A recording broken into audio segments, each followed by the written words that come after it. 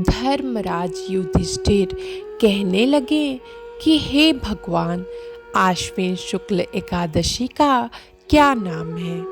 अब आप कृपा करके इसकी विधि तथा फल कहिए। भगवान श्री कृष्ण कहने लगे कि हे युधिष्ठिर, पापों का नाश करने वाली इस एकादशी का नाम पापांकुशा एकादशी है। हे राजन, इस दिन मनुष्य को विधि पूर्वक भगवान पद्मनाभ की पूजा करनी चाहिए। यह एकादशी मनुष्य को मनवांछित फल देकर स्वर्ग को प्राप्त कराने वाली है।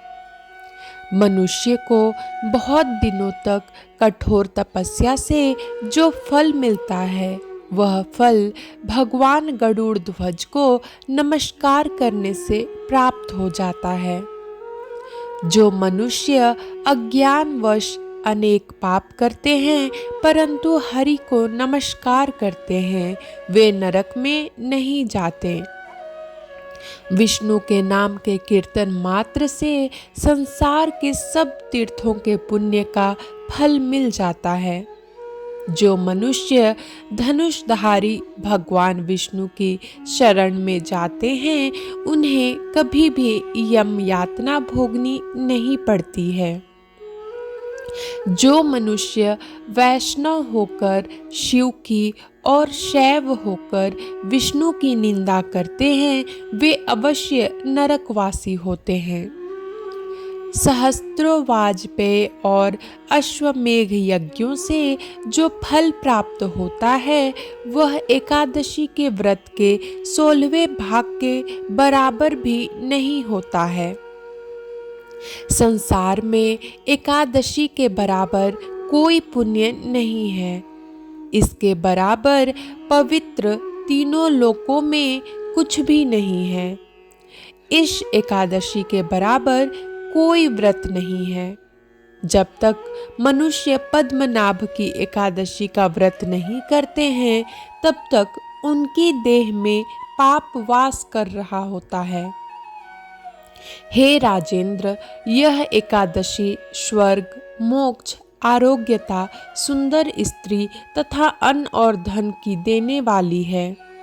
एकादशी के व्रत के बराबर गंगा, गया, काशी, कुरुक्षेत्र और पुष्कर भी पुण्यवान नहीं है।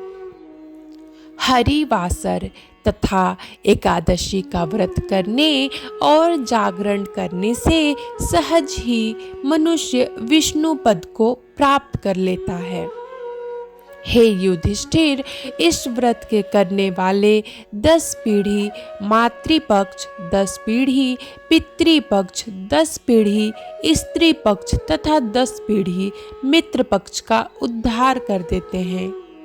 वे दिव्य देह धारण कर चतुर्भुज रूप हो, पीतांबर पहने और हाथ में माला लेकर गरुड़ पर चढ़कर विष्णु लोक को जाते हैं।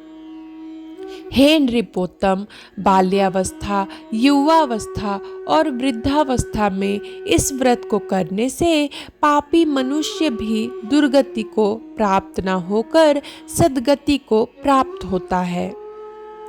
आश्विन मास की शुक्ल पक्ष की इस पापांकुशा एकादशी का व्रत जो मनुष्य करते हैं, वे अंत समय में हरिलोक को प्राप्त होते हैं तथा समस्त पापों से मुक्त हो जाते हैं। सोना, तिल, भूमि, गौ, अन्न, जल, छतरी तथा जूती दान करने से मनुष्य यमराज को नहीं देखता है। जो मनुष्य किसी प्रकार के पुण्य कर्म किए बिना जीवन के दिन व्यतीत करता है, वह लोहार की भट्टी की तरह सांस लेता हुआ निर्जीव के समान ही है।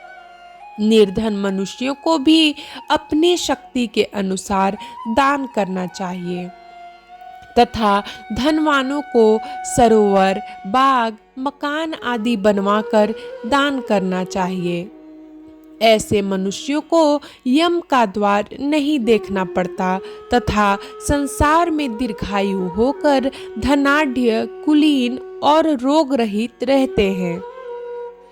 भगवान श्री कृष्ण ने कहा, हे राजन, जो आपने मुझसे पूछा वह सब मैंने आपको बतलाया। अब आपकी और क्या सुनने की इच्छा है? पापांकुशा एकादशी व्रत कथा।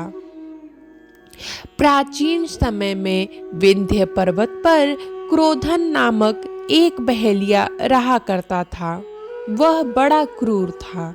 उसका सारा जीवन हिंसा, लूटपाट, मद्यपान और गलत संगति, पाप कर्मों में बीता। जब उसका अंतिम समय आया तब यमराज के दूत बहेलिये को लेने आए और यमदूत ने बहेलिये से कहा कि कल तुम्हारे जीवन का अंतिम दिन है, हम तुम्हें कल लेने आएंगे। यह बात सुनकर बहेलिया बहुत भयभीत हो गया और महर्षि अंगीरा के आश्रम में पहुंचा और महर्षि अंगीरा के चरणों पर गिरकर प्रार्थना करने लगा, हे ऋषिवर, मैंने जीवन भर पाप कर्म ही किए हैं। कृपा कर मुझे कोई ऐसा उपाय बताएं जिससे मेरे सारे पाप मिट जाएं और मोक्ष की प्राप्ति हो जाए। उसके निवेदन पर महर्षि अंगीरा ने उसे आश्विन शुक्ल की पापांकुशा एकादशी का विधि पूर्वक व्रत करने को कहा। महर्षि अंगीरा के कहे अनुसार उस बहेलिये ने यह व्रत किया और किए गए सारे पापों से छुटकारा पा लिया और इस व्रत पूजन के बल से भगवान की कृपा से वह विष्णु लोक को चला गया। जब यमराज के यमदूत ने इस चमत्कार को देखा तो वह बहेलिया को बिना लिए ही यमलोक वापस लौट गए। जय श्री हरि, जय विष्णु भगवान।